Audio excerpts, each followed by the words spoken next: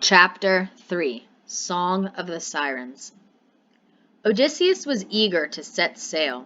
As he hurried back to the shore, Circe's words echoed in his ears. "Your path will be dangerous indeed, but if you do as I say, you will find your way home." Odysseus boarded his ship and commanded his men to cast off at once. The Greeks stumbled from their sleep and took their places at the oars of the black vessel. As Odysseus was about to raise anchor, Circe's handmaidens appeared on the beach. They carried food and wine for the voyage. The men happily loaded their gifts onto the ship. Then they bade farewell to the fair maidens and pushed off from the shore. As the ship sailed away from land, Odysseus stared wistfully at the island of the mysterious enchantress. For the past 12 months, Circe had controlled his fate. She had changed his men into swine and back again. She had sent him on an unfathomable journey into the land of the dead. She had armed him with prophecies and warnings for his dangerous voyage home. Even now he could feel her presence as gentle breezes carried his ship across the waves. As his ship sailed onto the open sea, Odysseus thought of Circe's warnings and the dangers he and his men would soon face. "It is not fair," he thought, "that I should know what horrors await us, while my men know nothing." Odysseus stood up and called for his crew to listen. "Friends," he said, "Circe has told me much about the journey ahead. Now you shall hear her warnings as well. We will soon approach the island of the Sirens. The Sirens are beautiful women who sing from a field of flowers near the sea." The men laughed, certain that they had nothing to fear from lovely singers. "Take heed," said Odysseus. "Circe has warned me that any man who hears the song of the Sirens will drown himself trying to get to them. You must plug your ears so you cannot hear the enchanting song. I alone may listen, but only if you bind my hands and feet so tightly to the mast of the ship that I cannot break loose. If I beg you to set me free, you must bind me tighter still." As Odysseus spoke, the wind picked up, filling the sail and carrying the black ship faster and faster across the waves. Then, just as suddenly, the wind ceased. The water grew ominously still. The men looked about with fear. "Where is the breeze?" one whispered. "There is not a ripple on the waves," said another.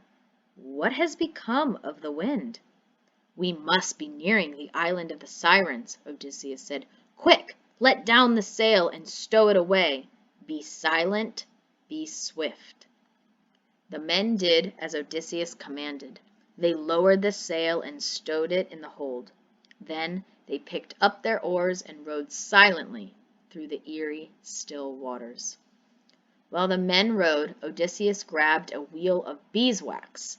He held the wax in the sun until it was soft, then cut it into many small pieces. He molded the pieces with his fingers, then handed 2 to each man. "Use these to keep the song of the Sirens from reaching your ears," he said. "And then you must bind me to the mast." The men sealed their ears with the wax. Then they took long cords of rope and tied Odysseus to the mast of the ship.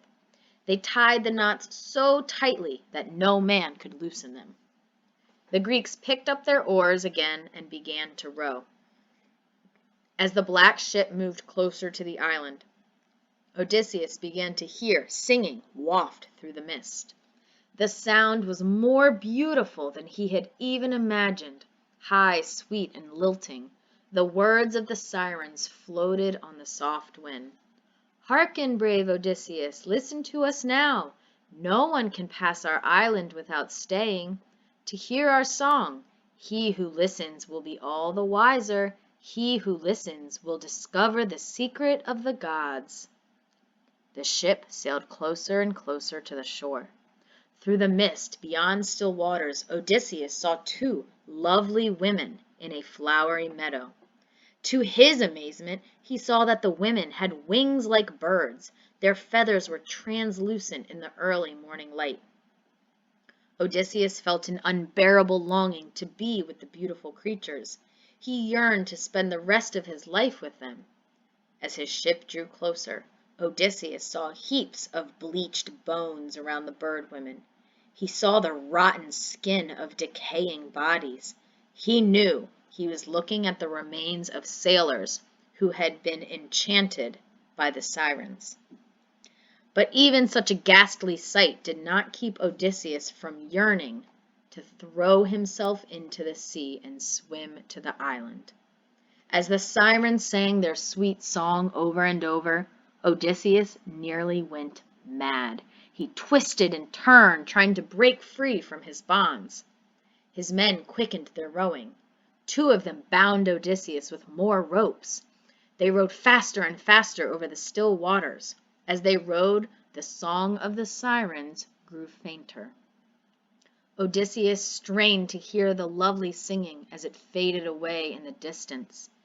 His heart was filled with grief as it grew softer and softer, until finally it was gone and all was silent again.